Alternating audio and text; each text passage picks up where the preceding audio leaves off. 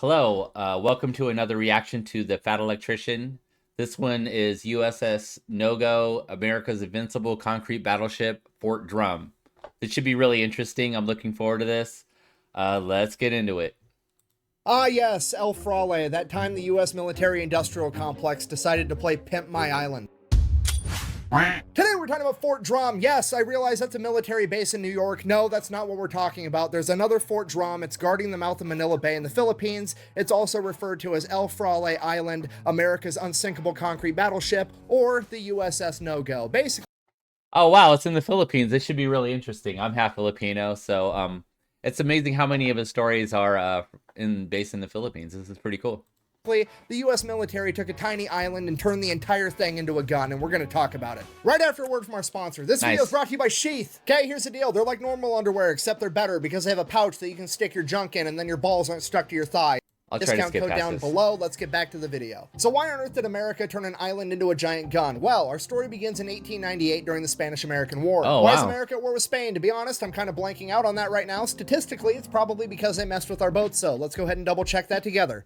How did the Spanish-American War start? The USS Maine mysteriously exploded in a Cuban harbor, believed to be the Spanish.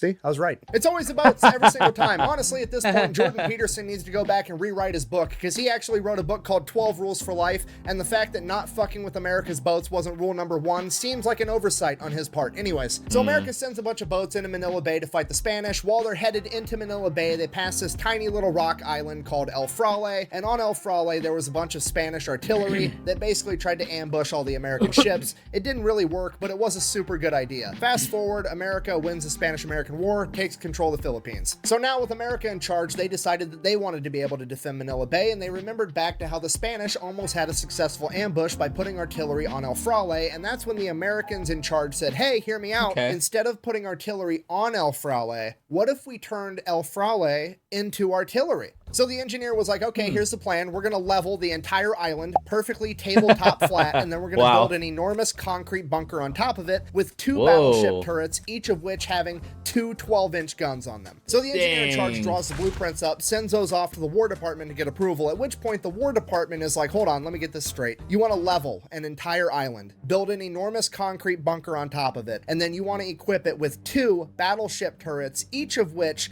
has two 12-inch guns that we're going to have to manufacture in Watervliet Arsenal in New York and ship them all the way to the Philippines. To which the engineer is like, yeah, that's exactly what I want to do. And the War Department is like, I pump those numbers up. Those are rookie numbers in this racket. because we're going to do 14-inch guns. Holy shit, that is crazy.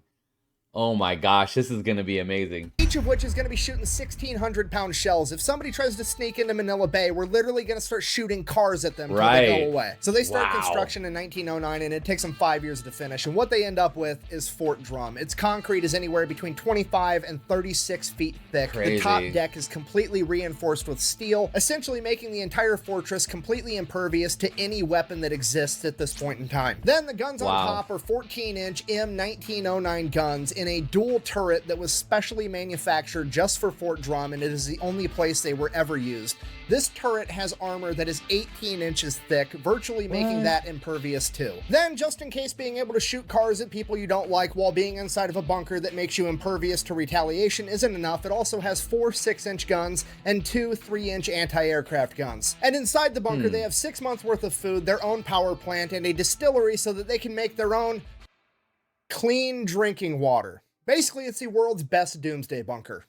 So it's completely done. It's like 1914. America has built this incredible weapon, and now, in true American fashion, we're not really going to use it until it's borderline obsolete, and then we're going to give it away to somebody else. So kind of fast forward through the next 20 years. I mean, there's always Army guys stationed there and on hand in case anything happens, but nothing ever does. It's kind of like being stationed on a naval vessel, and because of that, the Army guys that serve there give it the nickname the USS No-Go, considering it never fucking goes anywhere. Then, of course, during that same time period, World War I happens. After World War I, America downsizes their military considerably. Then the Great Depression happens, and because of that, pretty much no upgrades or maintenance gets done to Fort Drum during that entire time. So for its first 2 decades, it receives pretty much no upgrades. It's already becoming obsolete. Then in 1934, the US government comes out and says, over the course of the next 10 years, between 1934 and 1944, America is going to move towards establishing the Philippines as its own sovereign nation. So Well, I mean, lead is lead. Even though those guns are obsolete, lead is lead, man. Obviously, they're also going to turn over Fort Drum to the Philippines, and because of that, they have even less motivation to do any upgrades to it, so none get done. Then, during that 10-year time period, World War II kicks off in 1939, but America's not getting involved. We're minding our own business, and by minding our own business, I mean we're basically funding the entire thing through Lend-Lease, but, you know,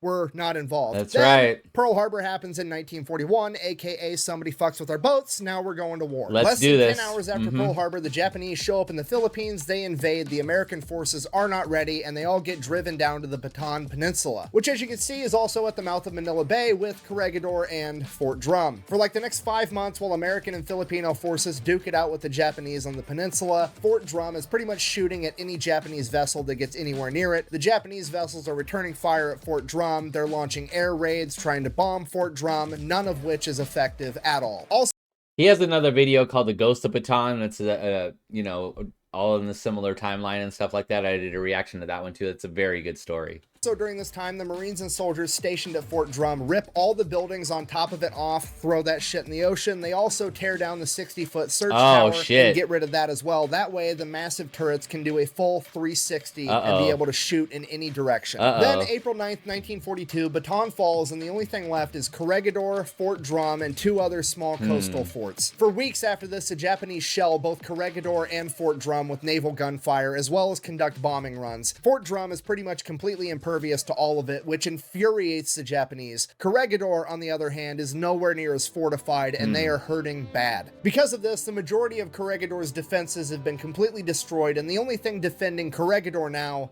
is Fort Drum. On May 5th, 1942, the Japanese would launch an amphibious attack on Corregidor. Fort Drum would land direct hits on 2 Japanese landing craft, destroying them completely, infuriating the Japanese even further. Despite that, it wasn't enough, and Corregidor would fall on May 5th. Wow.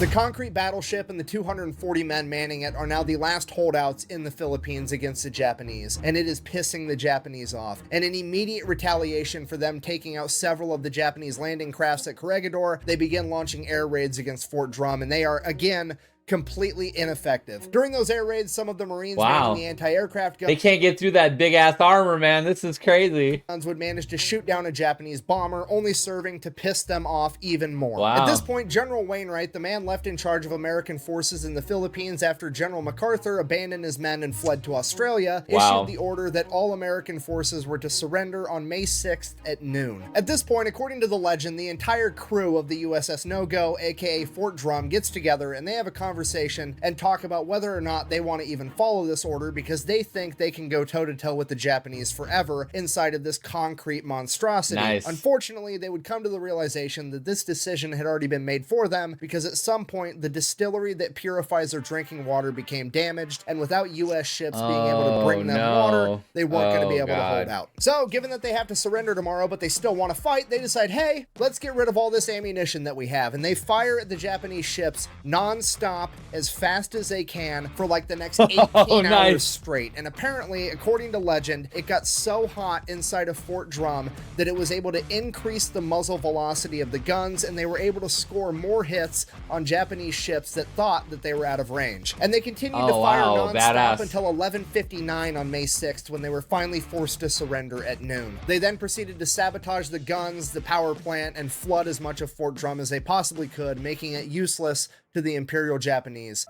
Well, the thing is, like, the Japanese weren't known for being very nice to their prisoners anyway, so who gives a shit, right? At the time of their capture, all 240 men were still alive, and only 5 of them had been injured after weeks of combat. They would then be taken as prisoners by the Imperial Japanese, where the majority of the men would be tortured, starved, and worked to death, and it is believed that less than 30 of the men at Fort Drum returned home after World War II. Fast forward 3 years, 1945, America is now winning the war in the Pacific, and they have returned to the Philippines to reclaim them from the Japanese. At this point, Fort Drum is believed to be completely inoperable, and nobody has seen anything that would suggest otherwise, until in April of 1945, an American PT boat would get a little bit too close, and Japanese machine guns would begin firing upon him from Fort Drum. This intel gets sent up the chain of command, at which point nobody really knows what's happening. Maybe they're trying to restore Fort Drum and use it. Maybe there's just a bunch of Japanese soldiers that are being barracked there. Who knows? Either way, Uncle Sam says, you know what? That's mine. and I'm gonna need it back. So at first they try to bomb it with planes. Obviously that's not gonna work. It didn't work when the Japanese did it. I don't know why they thought it would work now. Then they send out a cruiser to shell it with naval gunfire. Again, obviously it doesn't work, at which point shit proceeds to get out of hand pretty quick. Basically, the chain of command didn't really know what to do, so they're like,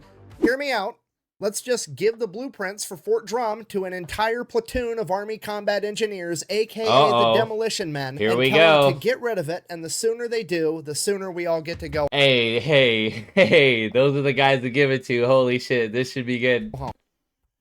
So the engineers take the blueprints, they go come up with a plan. I don't really know how long it took them. I presume about the same amount of time it takes them to smoke a cigarette. That's probably not a coincidence. They come back to the chain of command. They're like, okay, here's what I need. All right, we're gonna need an entire company of infantry, 1,000 gallons of gasoline, 2,000 gallons of diesel, all the incendiary and white phosphorus grenades you can find, a 30-minute fuse, and a camera guy, because you're gonna want to get this shit on video. Oh, hell yes. Apparently the chain of command is like, okay, so a couple days later, Friday the 13th, 1945, the U.S. forces launch Drum D-Day. 2 American ships... Friday the 13th, 1945. That's crazy. ...pull up, drop landing ramps onto Fort Drum, and all the infantry and combat engineers run out to secure the deck, at which point they start taking fire from one of the 6-inch guns. They all return fire, including the ships, until that 6-inch gun stops. Then they secure the entire deck, and the combat engineers get to work. The engineers then run a hose up onto Fort Drum and begin pumping 3,000 gallons of gasoline and diesel into the air vent of Fort Drum. They then proceed to put 600 pounds of TNT, a bunch of white phosphorus, and incendiary grenades on top of it, rig it up to a 30-minute fuse, light it, and fucking run. They hop back in the boats, they sailed a safe distance away, and then they waited, and they watched. Unbelievable. And this is what they saw. Damn. That explosion was so powerful that it shot the 2,000-pound hatch on top of Fort Drum. Yeah, I think you saw it into the air. And if you watch the video a little bit closer, you can actually see the hatch punch through the top of the mushroom cloud before falling back into the smoke.